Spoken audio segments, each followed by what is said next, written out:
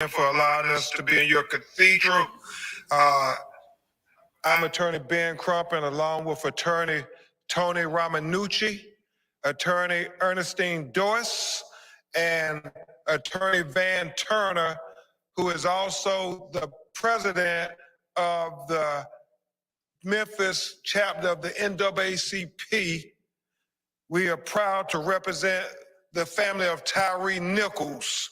Also present with us, of course, is Bishop Williamson, who has been a steady faith leader for us in this ordeal, as well as Kareem Ali, who is a Memphis native, who is my investigator, but also is a person in the community who, even before the video came out, the community activists were saying that something isn't right about this. So I want to thank all those community activists and all those community people who stood up for justice even before we showed up, even before the camera showed up. I think they deserve a big round of applause.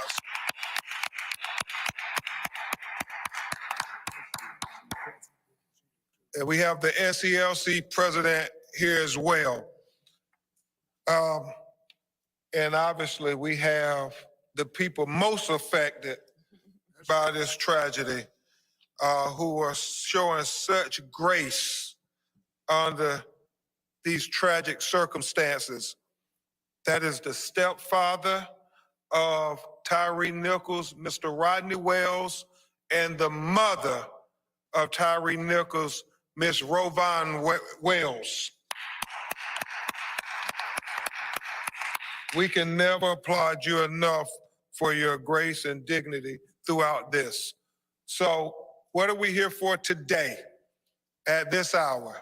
We're here to give a reaction to the charges that were announced by District Attorney Mulroy yesterday, and to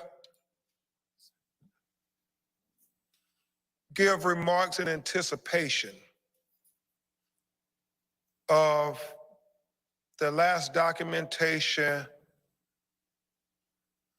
of Tyre Nichols alive on this earth. And so we began with our reactions to the charges, and we applaud the district attorney for bringing charges against the 5 officers for second-degree murder, aggravated assault, aggravated kidnapping, official misconduct, and official oppression. Very important charges against these 5 officers. As Pastor Thomas referred, sometimes I am referred to as Black America's Attorney General. And we stand on the principle of equal justice. So let me be exceedingly clear on this point. When we look at how these 5 Black officers who were caught on camera committing a crime, and when we look at how fast the police chief and the police department terminated them, and we look at how swiftly the district attorney brought charges against them in less than 20 days, then we want to proclaim that this is the blueprint going forward for any time, any officers, whether they be Black or white, will be held accountable. No longer can you tell us we got to wait 6 months to a year, even though we got a video with evidence of the excessive force in the crime. No more can you tell us that anymore, because with these 5 Black officers, you all moved it swiftly.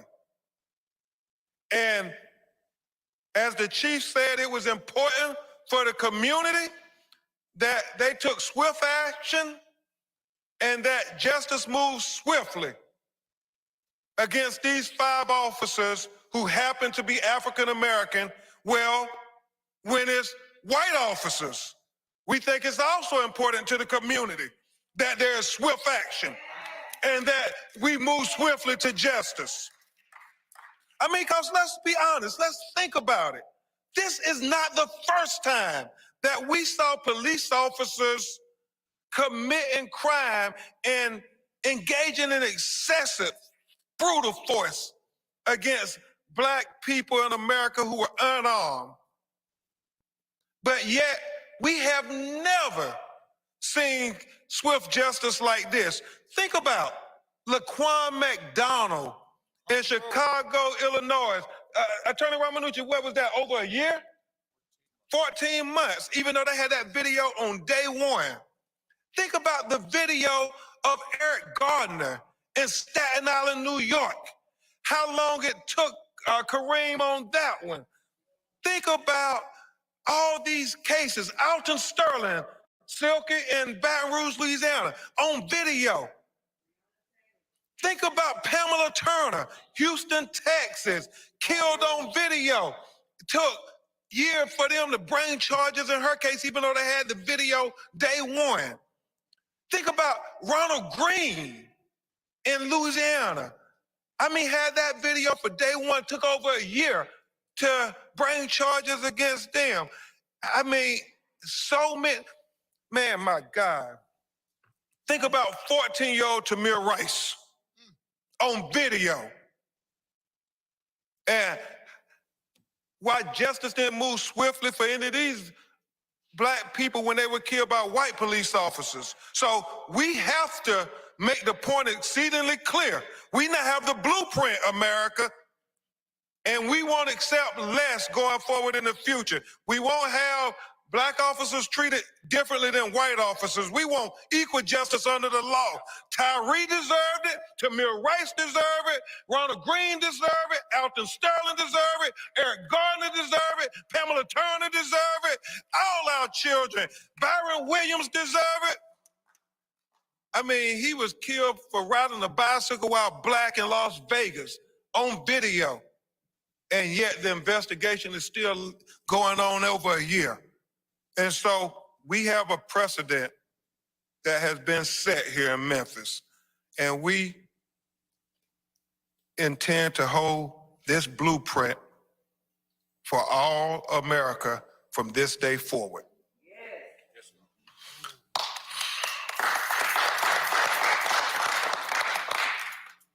Now, also, and you're going to hear from her, man, we're grace and dignity for Rovine, Tyre's mother. She said previously that she feels God used her son as an assignment.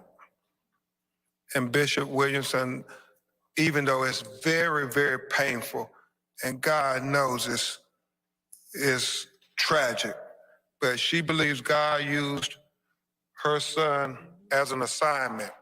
Amen. And her and Mr. Wells said this assignment is for reform. Reform that we can try to prevent some of these hashtags of black and brown people being unjustly killed by police. That we can create a Tyre law. That's right. Here in Tennessee. Come on. That's right. That would be that would emphasize the importance of police officers, President Turner, to have a duty to intervene when they see crimes being committed, even if those crimes are being committed by their fellow officers. That's it. That would be the appropriate legacy that we give Tyre Nichols if we really say we want justice for justice. It's not just justice for one family is justice for all of us. That's what Rovon is praying for. She wants reform. We want this duty to intervene to become Tyre's law, just like they have carry-on horns law in the state of New York. And for those of you who don't know that, sister, as me and attorney McElmore talked this morning, Carrie-Ann Horn was a black police officer. She witnessed one of her fellow officers brutalizing a black citizen.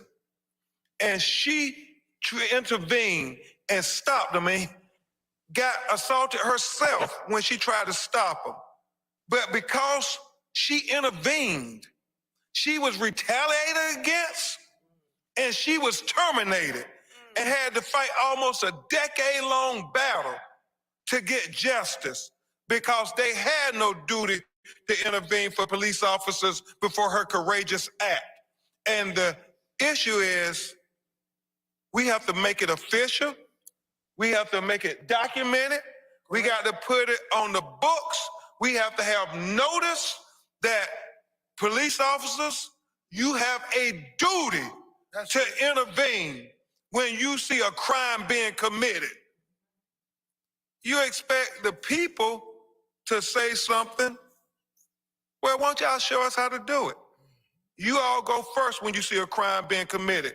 And then people in our community will feel a lot more safe when they go intervene and say, we saw a crime. When you want us to tell what we saw, well, you tell what you saw too. Amen? Amen. And so this is what Miss Rovon and Rodney and Jamal and Kiwana and Michael, his siblings, that's what they want. They want reform with these charges. Now, before I bring Attorney Tony Ramanucci up to give some remarks before we bring the family, we want to underscore just two more points. Number one, the fact that this unit had engaged in this type of brutality before. This unit had engaged in excessive use of force against black citizens before. And Attorney Ramanucci and I plan to make sure that is pointed out in a civil case on behalf of Tyre Nichols, because as citizens have reached out to us and the family about this happened to them. There's a brother who said 4 or 5 days before this happened to Tyre, that same Scorpion unit confronted him while he was in his car going to get pizza.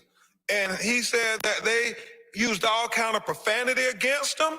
They threw him on the ground,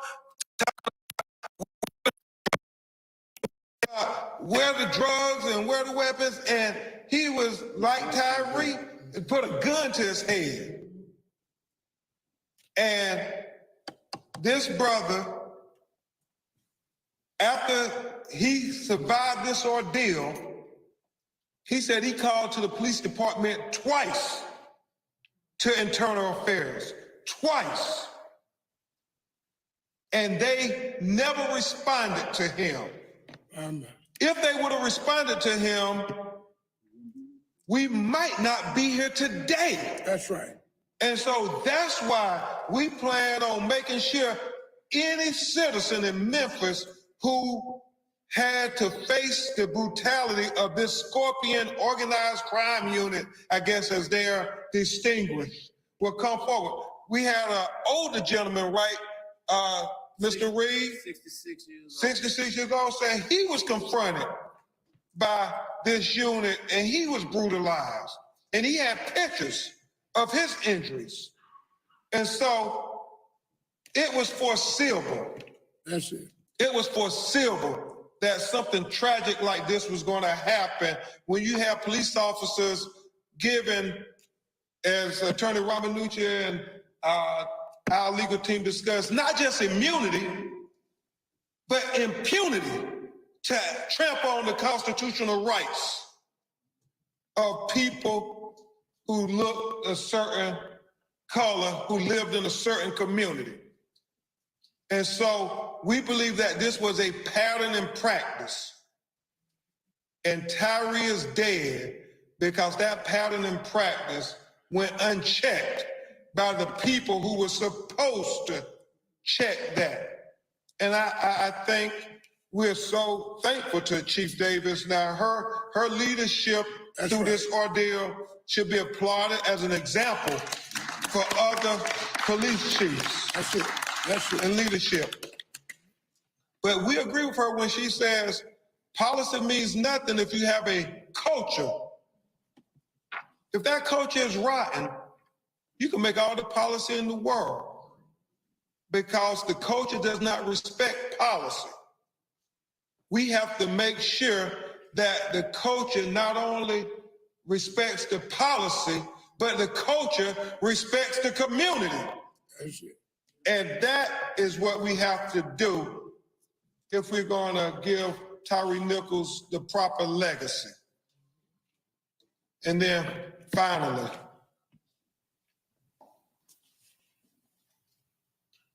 we think about, as Ms. Rovan said, they came to her house and they told her she couldn't go to the hospital. And it wasn't until 4 a.m. in the morning that the doctor called her. They told her that her son had been pepper sprayed and tased and that he was nearby. Never told them where they were at. And so we believe that we cannot allow anybody to ever cover up crimes against our loved ones in our community. It happens far too much in America. And we have to have this conversation over and over and over again until it stops. We have to talk about this institutionalized police culture. That's it. That has this unwritten law that you can engage in excessive use of force against Black and brown people. We have to have this conversation because this institutionalized police culture that suggests you can do this to people in certain communities who look a certain way cannot be tolerated. It doesn't matter if the officer is a Black officer, a Hispanic officer, or a white officer. It is the culture that allows them to think they can do this to Tyre, that they can do this to Keenan Anderson in Los Angeles, California, that they can do it to Byron Williams in Las Vegas. I mean, to come and attack a Black man just for riding on a bicycle. It is the culture. And we have to call out this culture every time we get a chance. We gonna call it out? Call it out. Call out the culture. Call out the culture. Call out the culture. Call out the culture. Call out the culture. Call out the culture. Call out the culture. Call out the culture. Call out the culture. Call out the culture. We have to call out the culture. And that has to be the conversation, or those hashtags will continue to pile up quicker than we can keep up. And the only way, this is just the first steps to getting justice for Tyre Nichols. The only way we get full justice for Tyre Nichols is it's the institutionalized police culture that is on trial today.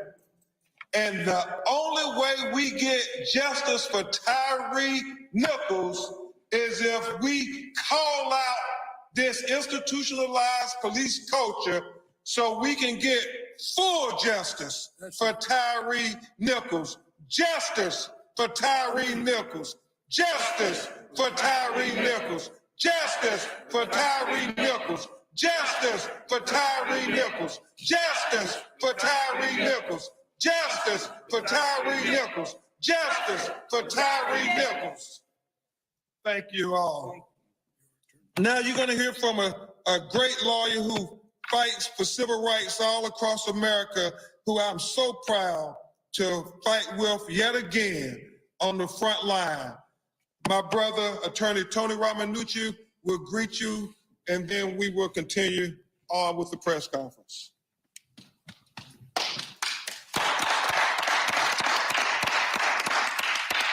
Thank you again, ladies and gentlemen. I do have a few points to cover with you today. We were just here before you a few days ago. But we have to lead from the top, because I really do want to talk to you a little bit about these criminal charges, the gravity of the criminal charges, and what it means not only to these officers, but to this city, state, and our country. Remember, this supposedly emanated from a traffic stop, which turned deadly. And we talked about what we saw in the video when we were here before you Monday, that these were, some of them were unmarked squad cars. These were not all officers in uniform, only partially of them were. You can call this the Scorpion Unit, if that's what you want to call it. But what these really are, because I do happen to have subject matter expertise on these cases, these are suppression units. These are saturation units. And what they really turn out to be are oppression units. And what they do is they wind up oppressing the people that we care about the most, our children, our young sons and daughters who are black and brown, because they are the most vulnerable. Make no mistake, Tyre Nichols at all times was an innocent victim on that night. He did nothing wrong. He was caught up in a sting. This Scorpion Unit was designed to saturate under the guise of crime fighting. And what it wound up doing instead was creating a continual pattern and practice of bad behavior. As Ben told you, there are others who are out there who have had similar experiences. And I will dare say that when we get all the records that we need, that we will see a significant delta, a disparity between the use of force of the Scorpion Unit and that of the regular Memphis Police Department, and statistically on average across the country. And that is because these saturation units are given whispered impunity. Ben said it, not immunity, but whispered impunity in order to carry out their design. They can't collect guns.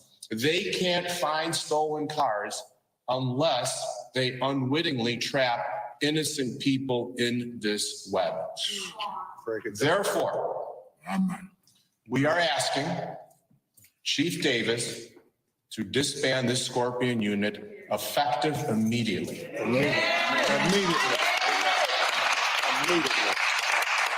The intent of the Scorpion Unit has now been corrupted. It cannot be brought back to center with any sense of morality and dignity, and most importantly, trust in this community. How will the community ever trust a Scorpion Unit? And that's what we are asking for. The intent was good. The end result was a failure. And we must recognize that and do something about it. And I call on all chiefs in this country to review their saturation units, to review their special squad units and disband them, because they can easily become corrupted when they are told, they are whispered in their ear, act with impunity. Now, one of the charges is kidnapping. We're going to talk about the second-degree murder, but think about the weight of a kidnapping charge being brought against officers who are wearing a badge, a shield, carrying weapons on their duty belt, acting under the color of law. When has that happened in this country? And part of the definition of kidnapping in the Tennessee statute is that it's something that I'm going to give another analogy to. When you think of 9/11, what's the word that comes to mind? Terrorism. When you think of other heinous acts that have happened in churches across this country, any act of terrorism, what does that instill in you? That, ladies and gentlemen, is the definition that we are dealing with here on this kidnapping charge. It is terrorism. It was designed to terrorize the victim. This young man, by definition of the law in this state, was terrorized. Not by one, not by two, but by 5 officers who we now know that the charges brought actually state that they acted in concert with each other. They acted together as that pack of wolves to inflict harm, terrorism, oppression of liberty, oppression of constitutional rights, which led to murder. I just talked about all the charges in nearly one sentence. That is how this case is going to be defined. This was an intentional act once those officers were there. They knew their actions were going to cause death, and indeed it did. Sadly, it did. We will take questions at the end of this, but I do want to pick up on one thing that Ben has said. And if I may add, this is the spokesperson for civil rights in this country.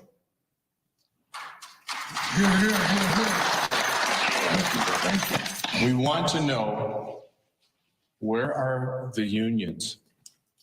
Where does the Fraternal Order of Police stand on this? We have not heard from you. We want to hear from you. We want to hear you say that what happened to Tyre, what happened to this family, should never, ever happen again. That you condemn the brutality, the savagery, the terrorism, the heinousness, the vulgarity of these actions. And we should all stand for that. You don't have to be a police union. We all have to just have a soul and a heart. Thank you. Amen. Thank you so much, Attorney Ramanucci. You know, one of the things that must be stated about the kidnapping charge, Sarah, when you all see this video, you're going to see Tyre Nichols is calling out for his mom. He calls out 3 times for his mother. His last words on this earth is mom, mom, mom. I mean, he's screaming for her. And when you think about that kidnapping charge, he said, I just want to go home. I mean, it's a traffic stop, for God's sake. A traffic stop, a simple traffic stop. He's kidnapped for a simple traffic stop? Think about that. I mean, yeah, this is such an important case. Such an important case. And I continue to think about people like Terrence Crutcher and people who, for simple things, having car trouble, and they end up dead when they encounter the police. Corey Jones, having car trouble. Black people have simple encounters with police. They end up dead. We don't hear about these things with our white brothers and sisters. We don't see the videos of the police doing the most with white citizens when they're routine, simple matters. And that's why we got to continue to speak to this police culture in America. It does get emotional because I know what you're all about to see, America. And As much as those 5 officers killed Tyre Nichols, it was the police culture in America that killed Tyre Nichols. So you're going to hear from our civil rights leader here in Memphis. He's standing with many other great civil rights leaders, the SCLC, and I know the National Urban League is also a great presence here in Memphis. But we want to introduce to you one of our co-counsels who is a great civil rights leader here, our NAACP president for the Memphis chapter, Attorney Van Turner. Justice for Tyre! Justice for Tyre! Justice for Tyre! Justice for Tyre! Justice for Tyre! Justice for Tyre! My name is Van Turner, and I'm here for Justice for Tyre. I could really go take my seat after that. It's really that simple. There's not much else to say. We know the video would be horrific. We know that this happened at Ross and Raines. I just found out that this was in an area that I represented as a county commissioner. And part of what we did on the commission was put skycop cameras up in that community to help combat crime. Little did we know we would be combating this type of criminal behavior as well. Isn't that something? Yes. We put skycop cameras up to assist the police in fighting crime in our community, and yet they come and commit the very same crimes that we're trying to fight against. But glory be to God that a skycop camera was there to catch what happened. And so we want to again stand with this family. I'm here with my cohort, Vicky Terry. She's the executive director. We fight together for the cause of the NAACP. Know that President Derrick Johnson has sent his regards. He has sent his soldiers down from the national office of the NAACP to stand next to this family. Know that the NAACP national organization is standing with this family. We will fight to the end. We will fight with Attorney Ben Crump. We will fight with this family. We will fight with Push, and we will fight with all those who are seeking justice for Tyre. We want to thank Pastor Thomas for opening this church up again. Y'all thank Pastor Thomas. Give him a hand. We want to thank all those who are here fighting for justice for Tyre. I was at their candlelight vigil last night, and it was such a beautiful look. All of Memphis came together. Folks who you wouldn't think could come together came together in support of this family. And that's what we're going to do. We're going to stand united. We're going to peacefully protest, but we're going to protest. We're going to make sure that policy is put forth and implemented correctly.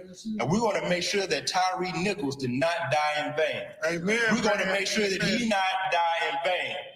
We're going to keep fighting for him. We're going to keep fighting for this family. Y'all pray for this family. Y'all pray for our city. Tonight will be one of the toughest nights that we've ever experienced in this city. But we will get through it. Amen. We will get through it. Amen. Let's stick together. Let's fight together. Justice for Tyre! Justice for Tyre! Justice for Tyre! Justice for Tyre! Justice for Tyre! Justice for Tyre! Thank you very much.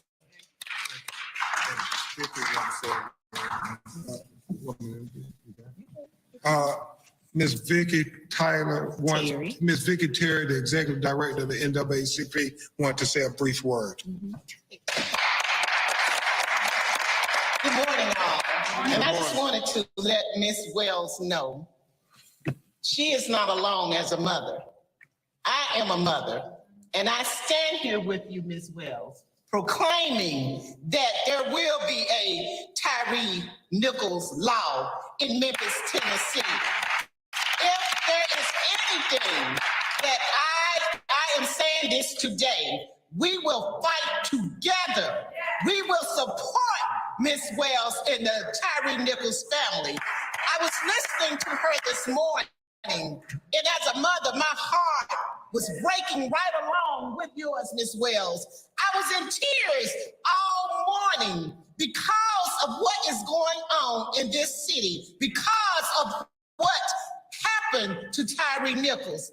Ms. Wells, I want to say thank you for birthing Tyre, because he is the individual that is going to turn this city around. And as Attorney Crump said, Memphis is the blueprint for what is going to happen across the country. Thank you so much. Ms. Wells, we are here for you. As a mother, I am here. And I promise to do what I said that I'm going to do, and that is to make Tyre Nichols a law in this city. Thank you. Thank you so much, Madam Executive Director. They wanted first-degree murder. They were not bashful about that. And when you see the video tonight, you will understand that if this was your child, you would want first-degree murder too. But they are respectful and accepting of those charges that the district attorney brought, and they will thank them in their own way.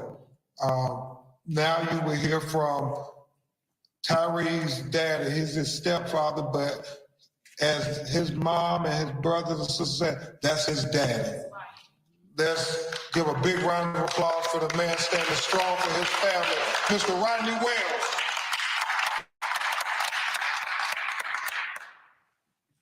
Thank you, everybody, for showing up. I just wanted to say that, as Mr. Crump just stated, I did push for murder one from the beginning. That was my main goal. But as the charges were told to us and they explained to us what the difference between murder one and murder two was, we're very satisfied with the charges. More importantly, we want peace. We do not want any type of uproar. We do not want any type of disturbance. We want peaceful protests. That's what the family wants. That's what the community wants. They're all I got a text today from one of my supervisors about an alert, telling her don't be in the crowds tonight. We shouldn't have that. We need to do this peacefully.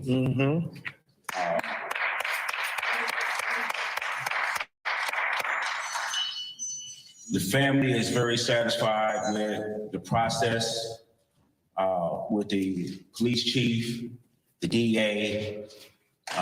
They acted very, very quickly in this case. We are very, very pleased with that. Yes. Other cases drag on, but this is a special case. We had a special son. Yeah. That prompted the quickness of this results. So as of the Tyre Nichols family, please, please protest, but protest safely. Thank you. Thank you so much, Mr. Rodney Wells. And now we're going to hear from Ms. Rovon Wells, who you talk about dignity and grace personified. Said my son is an assignment from God. That's sinking.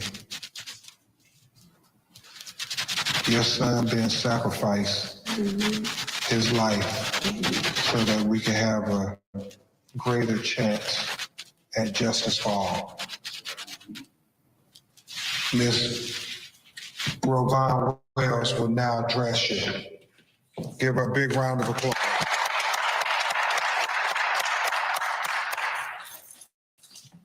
Hello.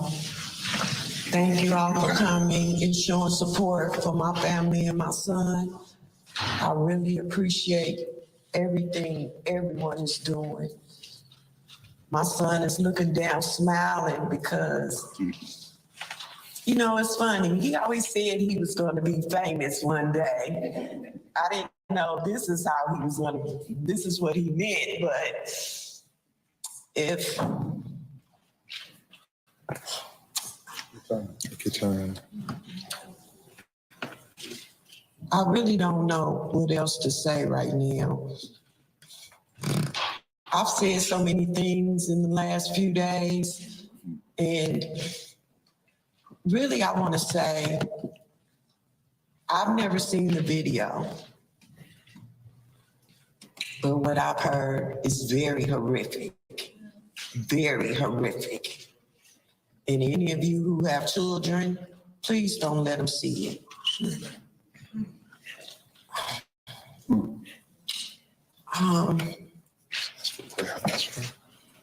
We could just ask for prayer, that'll be good.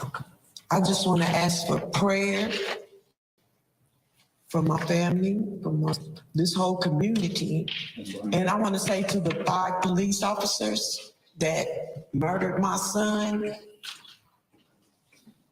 you also disgraced your own family. But you know what? I'm going to pray for you and your. This shouldn't have happened.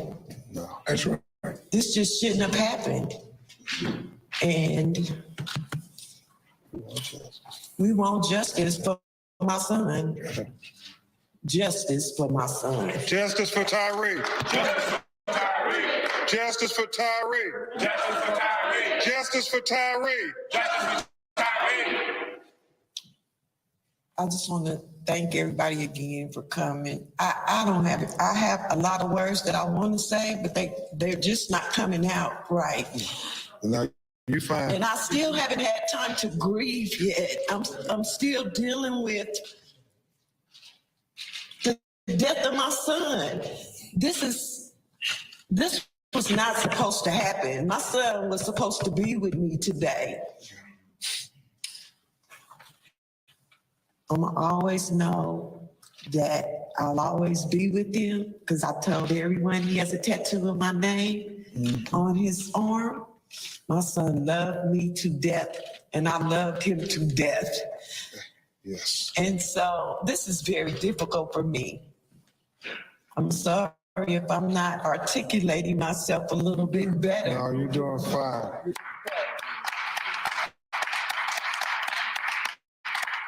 No mother should go through what I'm going through right now. No mother to lose their child to the violent way that I lost my child. Thank you. Painful to listen to Ravon Wells, the mother of Tyre Nichols, in Memphis today. You can see with attorney Ben Crump and other leaders in the community asking for protests, but to make sure that the protests are peaceful. Both Ravon Wells asking for prayer for her family, for her son, her husband, Rodney Wells, asking again that everything remain peaceful in that community. You heard from Ben Crump and from other attorneys for the family saying it does not matter the color of the skin of the officers, that they should be held accountable for what happened on that day. But they also said they expect this to be the playbook moving forward for quick action on the part of authorities to go after officers involved in cases like this one. I want to bring in Elwyn Lopez. She's live in Memphis for us. She's been covering this case from the start. And Elwyn, we expected to hear the plea from the family for peace, and that is in fact what we heard here this afternoon. That's absolutely right, David. The family attorney saying that they applauded the DA's swift reaction to this, those charges brought against the officers in less than 20 days. And as you mentioned, they hope that this will be the blueprint for all fatal police encounters, regardless of race. You also heard the mother there speaking. They really want a Tyre Nichols to be a staple, to be a law, so that there is a duty to intervene when they see others committing a crime, even if it's against their fellow officers. That is something that they emphasized in that press conference. But also they said they were satisfied with the second-degree murder charges. Initially, the stepfather said that he wanted first-degree murder charges, but after the charges were explained to them, he said that they are satisfied, they are pleased with those charges. And David, the police chief, is saying that the actions of those officers failing basic humanity. That is how she described it. And of course, we know that there will be an independent review of operations and policies within those specialized units. David. Elwin, one quick follow-up for you. This was a detail offered by one of the attorneys there moments ago, and we'll, of course, report this out as we move forward. But Tony Romanucci saying that some of these officers were in unmarked vehicles, were not necessarily in the uniform that you would expect given the unit that they were a part of. Obviously, we'll report this out, but that's just one of the things they're calling for as far as change moving forward. Yeah, that's right. The attorney was talking about this unit. It's a street crime unit known as Scorpion. They say that they believe there was a pattern of excessive use of force that will be looked into. They said that it will also be part of a civil suit. But of course, we will expect to hear more after that video is released. David. Elwin Lopez in Memphis covering this case for us. Elwin, thank you. Also reporting on this, our Chief Justice Correspondent Pierre Thomas, as he always does. And Pierre, we expected that this would be a difficult afternoon. We're expecting it to be even more difficult once this video is released. Talk to us a little bit about strategy, and I hate to use that word, but the strategy here to sort of de-escalate how difficult this is going to be by talking about it, by getting out there ahead of it. They're hopeful that this will actually be effective in calling for protests, but making sure that they're peaceful. Absolutely, David. Law enforcement officials have been briefed on this case. The FBI director has seen the video even before it's been released. I spoke with a federal official last night who had also viewed the video. They're describing it as horrible, horrific, and there's an unusual amount of coordination to basically let people know beforehand that this is awful. Prepare yourself for it to be awful. But they are hopeful that people will not respond in a violent way. You heard the father-in-law basically say that he hopes that all the responses will be peaceful. But the coordination, David, is because this particular case and the way it's been described to me is reflective of something that the African-American community has dealt with time and time again. Routine traffic stops ending in death in terms of officers using excessive force. They know it's a painful area for people of color. They know people will want to respond in some fashion. They're just encouraging people to stay calm and to try to get out ahead of it, David. And Pierre, on the issue of race, you and I were talking before we came on the air here today with this special report. You heard Ben Crump there say that it does not matter race, color of skin when you're talking about the officers, that they must be held accountable in this case and in every case. But you also heard him say there the speed with which this was handled by both the prosecutors, the DA, and the chief of police ought to be a blueprint moving forward with officers in other communities when there is a video like the one that this country will witness a little later today. David, I should just say pain is colorblind. Pain is colorblind. And to hear that family today speak, to hear the mother speak of losing a son that she wished was here with her right now.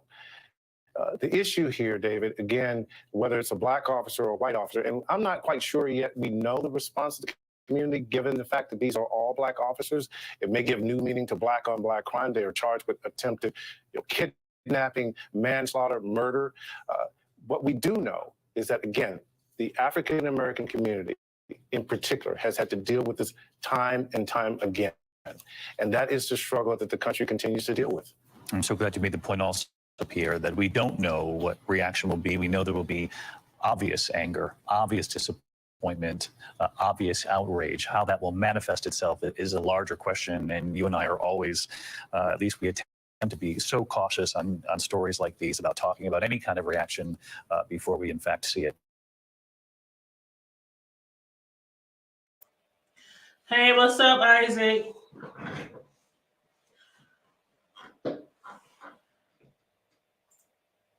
Hey, Hi. cooking was that? Hey, hey, what's up? How you doing? Good. I had you on mute because I was in the back. Yeah, I was listening and catching this story from the hood table, you know. Well, thank you for joining us today. This is going to be a very, very traumatic day for a lot of people across the nation, and of course, right there in Memphis, especially the family of Tyre Nichols. So a lot of people are bracing themselves, and they keep doing press conference after press conference because they're really trying to. I keep saying I'm almost scared to watch But I know that we have to watch as something, you know, that we do. We report on news and things like that on this station, like I'm on the radio, on this channel. Right. So I know I'm gonna watch it. They said it's gonna be around 7 p.m. this evening, but they're just really trying to get out to the masses that to please brace yourself for what we are going to see this evening. It's very, very inhumane, very tragic, very horrific. I don't know if I'm ready. And you still down there, right? I'm in Texas.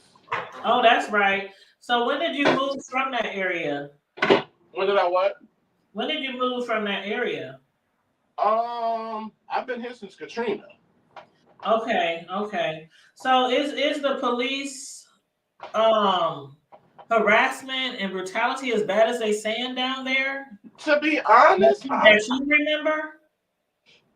I mean, because you know I'm from New Orleans. Mm-hmm. So, but so far as being in Texas, the harassment is there to a certain degree, but the brutality, like you really in San Antonio, no, because that's where I live. You really don't have it happening as frequent, you know. And to be honest, that's kind of one of the reasons why Texas kind of has become like my second home, because there's the institutionalized and political side of the racism, but out here in San Antonio, South Texas, you heard me, Black people are so completely beat into submission out here to where they really don't have to brutalize them anymore. Like Black people, to a certain degree, they only commit crimes against other people out here. They don't really commit crimes, you know, in other neighborhoods. So it's not like the police over police Black people in Black neighborhoods because they're not in positions to really do anything to anyone else. So I'll tell you that in South Texas, it's nowhere near as bad. Like how this whole, you know, when people have been protesting over the last few years, I could be honest with you, it's really not that bad out here in South Texas. Now I can't speak for every, because Texas is so big, but in South Texas, it's really not as like violent police crime. It's not bad. It's more political, intellectual type of crimes that you're going to go through out here. So I don't have the same fear like how everyone else kind of have, like other Black people. I really don't have oh my God, I'm scared of the police and the police is constantly fucking with people out here. I could just be honest, in San Antonio, it's not like that. Well, that's good. I still have, I was saying earlier on our other show, I said I still have a very, very, very large amount of family down in Memphis, coming from a great grandma with 18 kids, you know, and only like 4 or 5 of those kids moved away from Memphis. I still have like a very large population of family down in Memphis. And it's very worrisome because I do hear about a lot of crime down there, but they don't really mention a lot of the police crime. And I'm gonna mute you because we hear a little background noise, boo. But yeah, I'm really concerned, you know, about my family down there, of course, because of what we don't know what's going to take place later on today. As far as down there in Memphis. And thank you, Questions Everything TV. Hey, how you doing? You said just up to you. Thank you so much. I appreciate it. Do you have a channel as well? If you do, let me know so I can return the love. Always like to return the love to the people who have channels that are supporting us over here too. And Nappy Child, hey, how you doing? Yes, she said respectfully, I had to pray. Boy, I told y'all earlier, y'all pray. Because for them to be continually making press conferences saying we need to prepare ourselves and we need to brace ourselves for this footage. Whoo. I mean, they broke his neck and all kinds of other things. So that's going to be this evening at 7 p.m. I just wanted to go live for the press conference that they were having, you know, to discuss, you know, again, the trial and the case and the murder and, you know, the upcoming camera footage that, and it is crazy because they said a few of the officers had turned off their body cams, and they said thank God for the cameras that was up above them. That caught the. I'm sure they didn't know. I'm sure they didn't know if there was a camera there, and if they did, they didn't care. You know, they didn't care. I mean, look at the police who do stuff, Isaac, and they have body cam footage. They have the footage from their cars, and they still do stuff like this. It's like as if they don't care because they know 9 times out of 10 they probably gonna get off. Right. And to be, the only thing, like the commissioner said, the only reason why they are justice is being swift because they're black. And a lot of times, with the degeneracy that black people do to each other, when I talk about black male patriarchy, sometimes a lot of black men only want to be the white men of the community.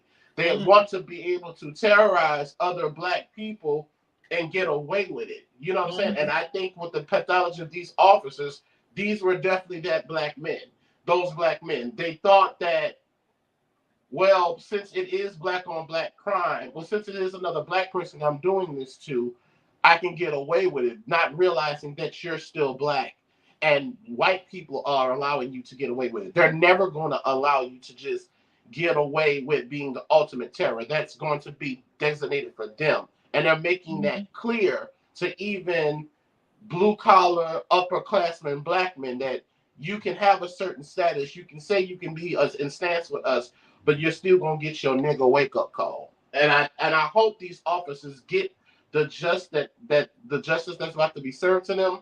But it also does make me wonder about, I see this type of behavior, unfortunately, in the black community with black men that want to terrorize. Because like in one sense, this is unfortunate, but it kind of does just still bring me back to the community. Yes, the culture of the police that has always been abusive, but it's also the culture of black culture that needs to be readjusted, because these were black men who also dehumanized another black man. That's exactly what they did. They dehumanized, and I'm glad they're making it very clear that we're not going to continue standing for this. And it don't matter what color the cop is. It don't matter what color the cop is. Right. Black, white, whether you look like us or you look like the other side of the hand, you know how they do. Right. But whether you look like us or whether you're white or some other different race, we're not going to put up with this, and they're going to push and fight for a law, the Tyre law down there. What they did to that young black man, that young father, it's heart-wrenching. It's like I know the mother just feels like that she keeps getting kicked over and over and over and over and over again in the chest. Because stuff like that, even when I think my kids are in trouble, that breath that catches up there, right. Y'all parents, fathers, mothers, y'all know when y'all think y'all child is injured or think they're not okay, or they didn't call home and they've been gone all night and you're just worried. It's like that breath that keeps catching up in your chest like you can't breathe. Man, I can't imagine. That goes for all the mothers of all the men that have been killed or beaten by police. It's nothing like that your child just been ripped from you like that, or your child been, this is like a million times over of somebody hitting your child from the neighborhood or something, like, what, you hit my baby, I'm gonna mess you up. It's like a million times worse than that feeling.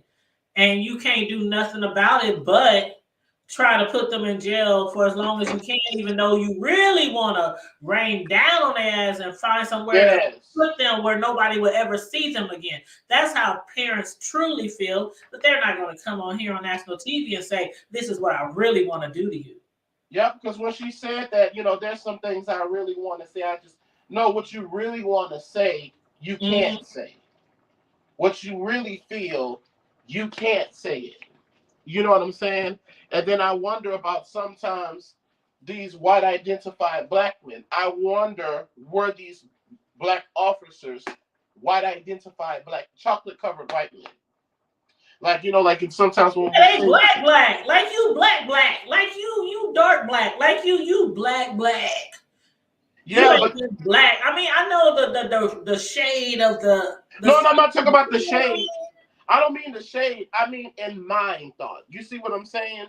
I'm saying in mind frame. I've seen plenty of people, baby, they black as the ace of spades, but they're white male identified in their mind. You see what I'm saying? And I I know wonder. what you're saying. I got you now. I know what you're saying. Yeah, I wonder were these white identified black men? Yeah, because I've seen it. Nigga be dark. Nigga so black when he get out of his car, his aura light come on, and he's still very much white identified in his mind. So I would like to see who were the partners of.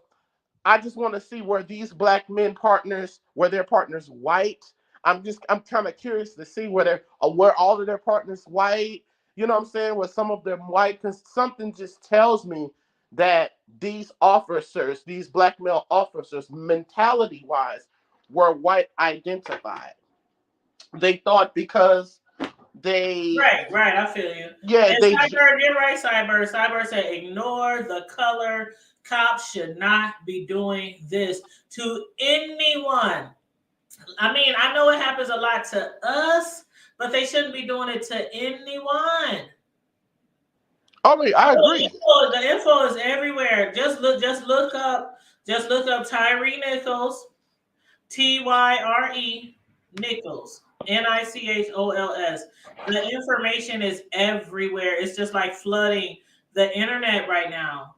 And if you go all the way back to the beginning of the video, I played the whole press conference live that went on this morning.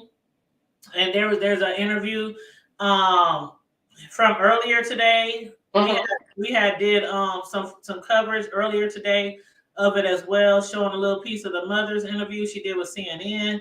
There's like a 30-minute interview with the mother on CNN. That's really heartbreaking to listen to her and to watch her describe the aftermath of what happened to her son and what she's still going through right now. But as far as the actual footage, again, they had a press conference this afternoon. They just reiterating, they said, brace yourself. And also the mother pleads that you do not have your children anywhere nearby. Yeah. I really do wonder, you know what I'm saying? I once I get offline here, because I'm using my phone, to just take a look, you know, of these officers. Like if there's anything about their marital status, who they're married about. Oh, yeah. And that's what Question Everything TV meant. I'm sorry, boo. She was saying where's all the information on the police. I'm pretty sure by now they done deleted their Facebook pages. Right.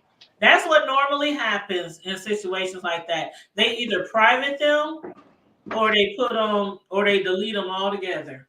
I'm sure that's what they did. And their publicists or their lawyers or whatever, they probably recommended that they delete all social media as well. I'm pretty sure. I mean, we can look them up, but I'm pretty sure. I mean, you know, that's just a common procedure that they normally do. But like the mother said, y'all potentially putting y'all families' lives in danger too. Right, because that's and unfortunately it's going to yeah, but you know, I will say this. I will be extremely upset if any other black person goes out and do anything to the officers' black family, if most of their family happens to be black. Because the reason why I would be upset, because you have not showed that same energy toward the white officers. See, it's still like I would be kind of. I got you there. I agree. Preach. I agree. I'm gonna be mad as fuck if I hear about so happened. A couple of officers got a black wife and black children, and you go off and you do something to them. I'm gonna call bullshit, because it's like the whole time of the overwhelming majority of when this happens, when white officers commit these crimes, nothing happens to their families. So nothing bet not especially if these officers' families are black, which I kind of suspect that some of their partners are not black.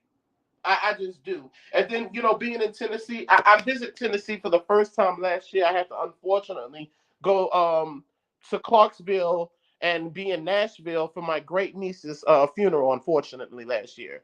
And one thing I'm wondering is that I never saw a blockade. Like when I was in Clarksville, that was a trip to me to watch the police in certain neighborhoods just park their cars and just be there on the street.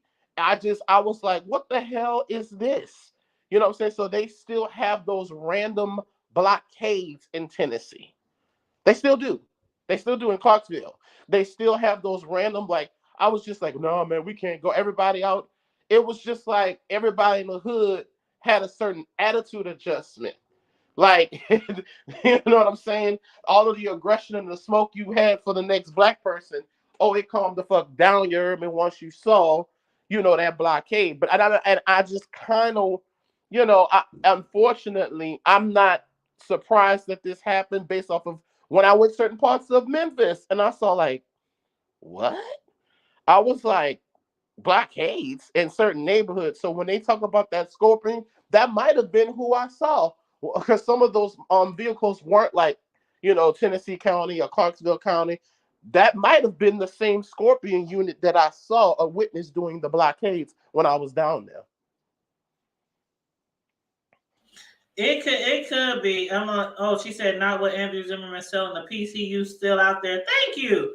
I mean, I get exactly where you're saying. Regardless how much you might want to retaliate against these people, to me, say it, baby.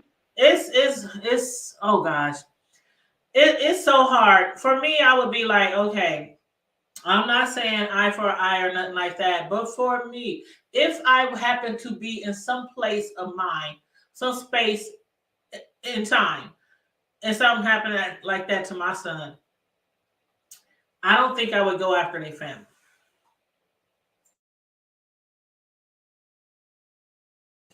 I would try to wait for that perfect moment to touch them. Right. To get to them.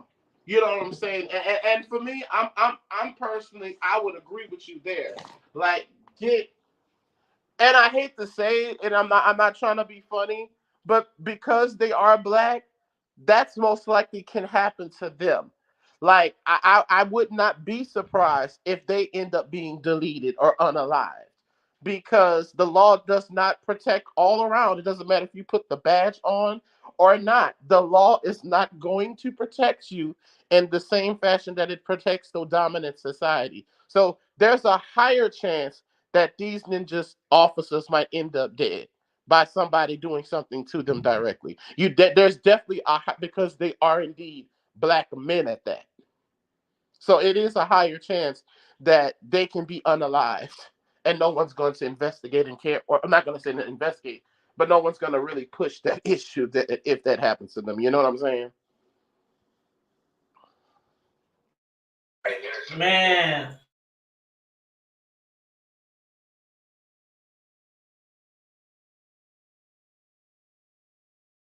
Yeah, this was a sad thing. Like, you know what I'm saying? I have, yeah, like I can't. It's sad.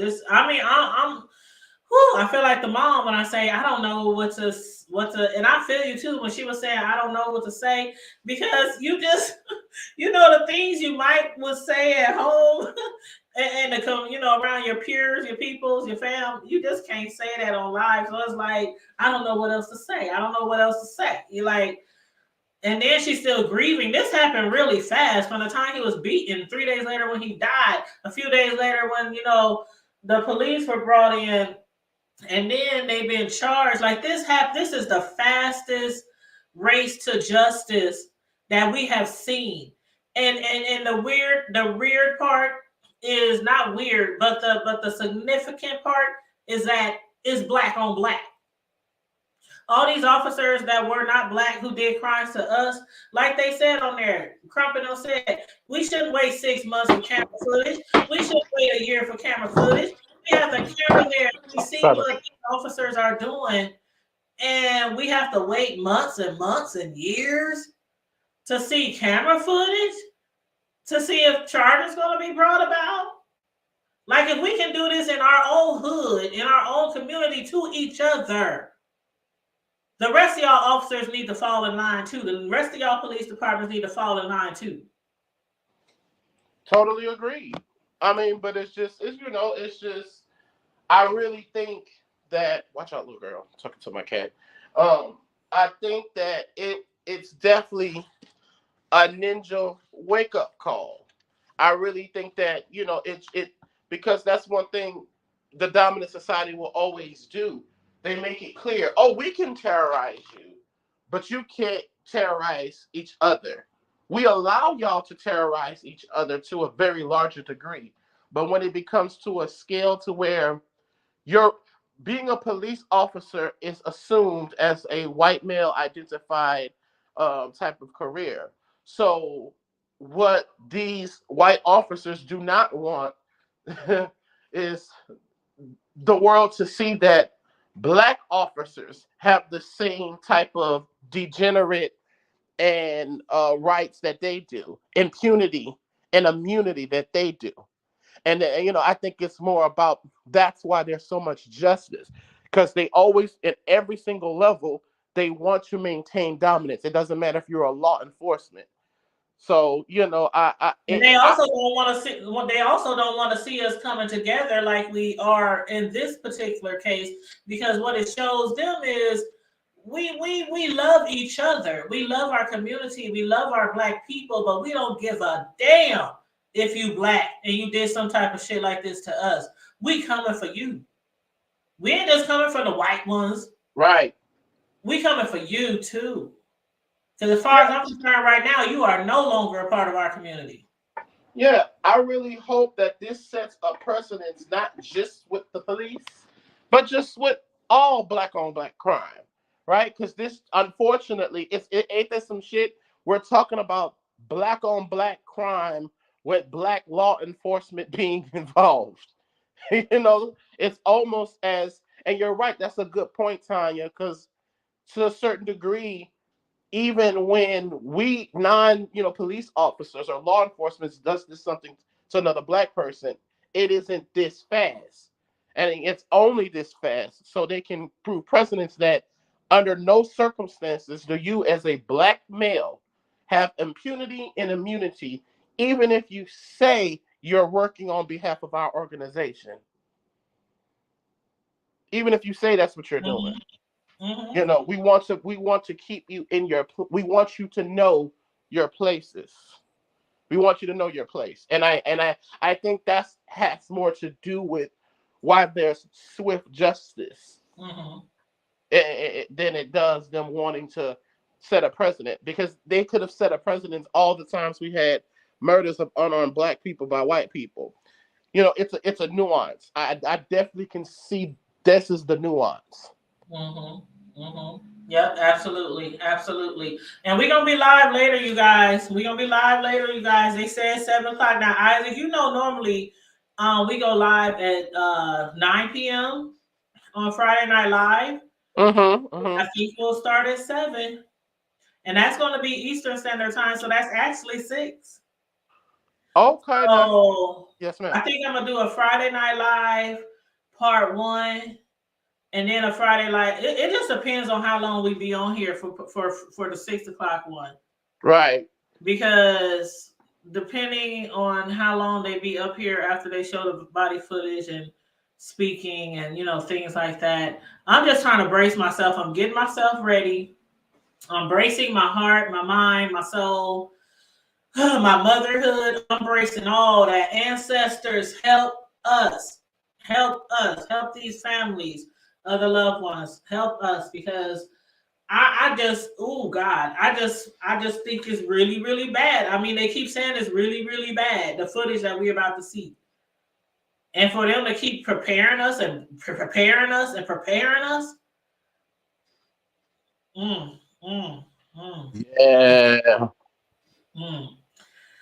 Oh Lord, what did Cyber said? Hold on, let me read some of these comments. Say, I really do think the officers that did this need mental health help as no normal. Thank you. That's what they were saying earlier. They said these people must be full of demons or devils. I can't even, like I was saying earlier, I can't even watch people get beat really, really bad, even in a fight. And I'm from the streets. I'm from the hood. I done had my share of many fights. From the street to the church house, I done fought everywhere growing up. But when I see people are being just beat down where it just looked like, okay, one more hit and it's a wrap. Like, I gotta intervene. Sorry, I can't stand and look now. You done whooped their ass now.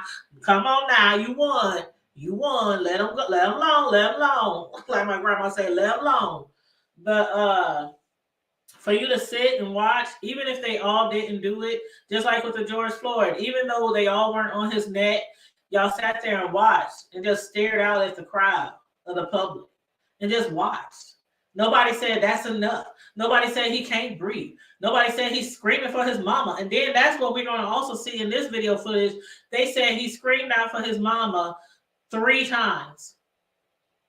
For all these police officers who were there, they heard him cry out for his mama 3 times. Cry out, I just want to go home.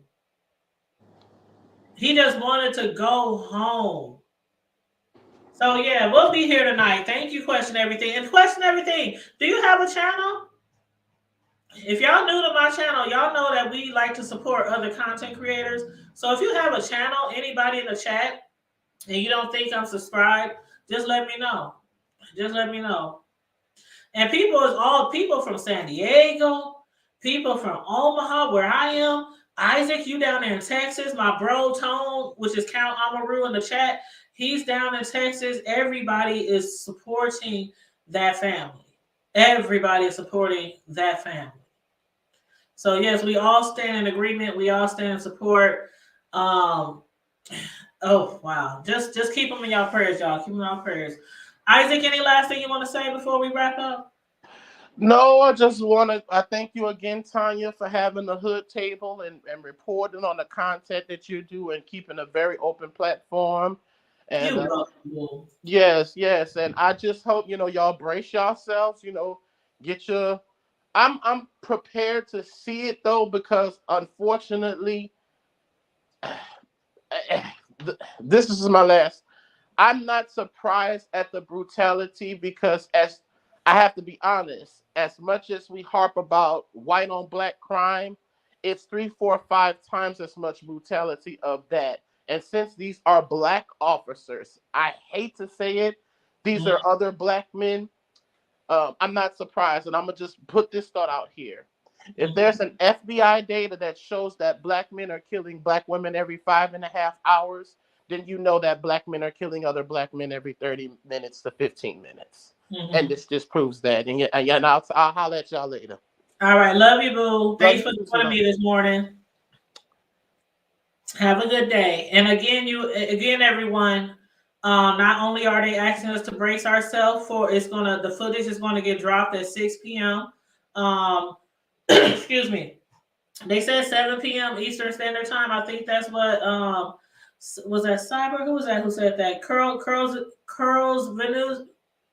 I think I'm pronouncing that wrong. But Curls Venus said it's going to be like 7 p.m., which is like 6 p.m. Central Standard Time. We are in Omaha, Nebraska, so we are on Central Time. So around 6 p.m., we will be prepared to watch the footage live. Again, they said hide your children, put all your children away, because it's very, very bad, and they don't want any children to be traumatized because of it. So yeah. All right, bro. We'll see you later, bro. But yes, and Queen Questions Everything. I don't know why we want to call you Queen, because I see the cute. But so I'll be back here later. Thank you. You have to be heartless. You just have to be heartless. You said you just broke up a fight last year. You have to be heartless. Have to be. But on that note, everybody, again, thank you for tuning in. Please like and share the video. Subscribe to the channel if you're new here. If you already subscribed, thank you. I appreciate all our subscribers and supporters. I appreciate you very, very much. Always remember to stay safe, be blessed, remain vigilant at all times, and always remember to keep it hood. Bye.